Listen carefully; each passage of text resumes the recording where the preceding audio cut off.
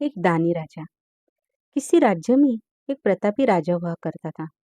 वो राजा रोज सुबह उठकर पूजा पाठ करता और गरीबों को दान देता।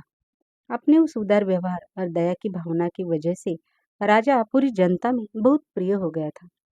रोज सुबह दरबार खुलते ही राजा के यहाँ गरीब और भिखारियों की लंबी लाइन लग जाती थी।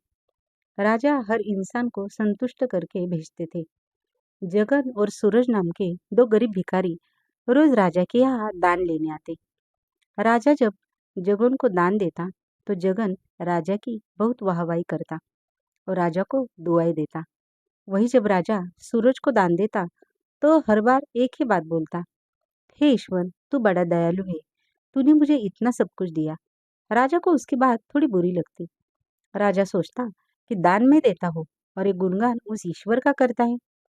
एक दिन राजकुमारी का जन्मदिन था। उस दिन राजा ने दिल खोलकर दान किया।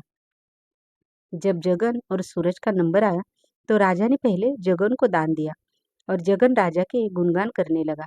लेकिन राजा ने जैसे ही सूरज को दान दिया, वो हाथ ऊपर उठा के बोला, हे ईश्वर, तू ही अन्नदाता है। आज तूने मुझे इतना दिया, इसके लिए प्रभु तुझे धन्यवाद देता हूँ। राजा को यह सुनकर बड़ा गुस्सा आया। उसने कहा कि सूरज, मैं रोज तुम्हें दान देता हूँ, फिर तुम मेरे बजाय ईश्वर का गुणगान क्यों करते हो? सूरज बोला, राजन, देने वाला तो ऊपर बैठा है, वही सबका अन्नदाता है, आपका भी और मेरा भी। यह कहकर सूरज वहां से चला गया। अब राजा ने सूरज को सबक सिखाने की सोची। अगले दिन जब जगन और सूरज का नंबर आया तो राजा ने जगन को दान दिया और कहा, जगन, मुझे सूरज से कुछ बात करनी है, इसलिए तुम जाओ और सूरज को यही छोड़ जाओ। और हाँ, आज तुम अपने पुराने रास्ते से मत जाना। आज तुमको राजमहल के किनारे से जाना है, जहाँ से सिर्फ मैं गुजरता हूँ। जगन खुशी खुशी दान लेकर चला गया। राजमहल के किनारे का रास्ता बड़ा ही शानदार और खुशबू भरा था। संयोग से राजा ने उस रास्ते में एक चांदी के सिक्कों से भरा घड़ा रखवा दिया था। लेकिन जगन आज अपनी मस्ती में मस्त था। वो सोच रहा था कि राजा की मुझ पर बड़ी कृपा है, जो मुझको अपने राजमहल के रास्ते से गुजारा। यहाँ से तो मैं अगर आग बंद के भी चलूं तो भी कोई परेशानी नहीं होगी। यही सोचकर जगन आंखें बंद करके रास्ते से गुजर गया। लेकिन उसकी नजर चांदी के सिक्कों से भरे घड़े पर नहीं पड़ी। थोड़ी देर बाद राजा ने सूरज से कहा कि अब तुम जाओ, क्योंकि जगन अब जा चुका होगा। लेकिन तुमको भी उसी रास्ते से जाना है जिससे जगन गया है। सूरज धीमे कदमों से ईश्वर का धन्यवाद करते हुए आगे बढ़ चला।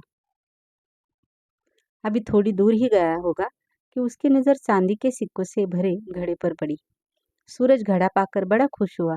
उसने कहा, ईश्वर, तेरी मुझ पर बड़ी अनुकंपा है, तूने मुझे इतना धन दिया। और वो घड़ा लेकर घर चला गया। अगले दिन फिर से जब सूरज और जगन का नंबर आया तो राजा को लगा कि जगन घड़ा ले जा चुका होगा। इसलिए उसने जगन से पूछा, क्यों जगन, कल का रास्ता कैसा रहा? राह में कुछ मिला या नहीं? जगन ने कहा, महाराज, रास्ता इतना सुंदर था कि मैं तो आंखें बंद करके घर चला गया, लेकिन कुछ मिला तो नहीं। फिर राजा ने सूरज से पूछा तो उसने बताया कि राजा, कल मुझे चांदी के सिक्कों से भरा एक घड़ा मिला। ईश्वर ने मुझ पे बड़ी कृपा की। राजा जगन से बड़ा गुस्सा हुआ। उसने कहा कि आज मैं तुझे धन नहीं दूंगा, बल्कि एक तरबूज दूंगा। जगन बेचारा परेशान तो था, लेकिन कहता भी तो क्या। चुपचाप तरबूज लेकर चल पड़ा। उधर राजा ने सूरज को रोजाना की तरह कुछ धन दान में दिया। जगन ने सोचा कि इस तरबूज का मैं क्या करूंगा, और यही सोचकर वो अपना तरबूज एक फल वाले को बेच आया। अब जब सूरज रास्ते से गुजरा, उसने सोचा कि घर कुछ खाने को तो है नहीं, क्यों न बच्चों के लिए एक तरबूज ले लिया जाए। तो सूरज फल बेचने वाले से वही तरबूज खरीद लाया जिसे जगन ने बेच गया था। अब जैसे ही घर आकर सूरज ने उस तरबूज को काटा तो देखा उसके अंदर सोने के सिक्के भरे हुए थे।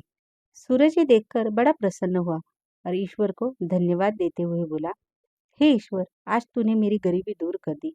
तू बड़ा दयालु है, सबका अन्नदाता है। अगले दिन जब राजा दान दे रहा था तो उसने देखा कि केवल अकेला जगन ही आया है, सूरज नहीं आया। उसने जगन से पूछा तो जगन ने बताया कि कल भगवान की कृपा से सूरज को एक तरबूज मिला जिसके अंदर सोने के सिक्के भरे हुए थे। वह सूरज तो अब संपन्न इंसान हो चुका है। जगन की बात सुनकर राजा ने भी अपने हाथ आसमान की ओर उठाए और बोला, हे ईश्वर, वाकई तू ही अन्नदाता है। मैं तो मात्र एक जरिया हूँ, तू ही सबका पालनहार है। राजा को अब सारी बात समझ आ चुकी थी। कहानी आपको कैसे लगी कमेंट्स करके ज़रूर बताएं। अगर आप चैनल पर नए हैं तो चैनल को लाइक, सब्सक्राइब और शेयर करें।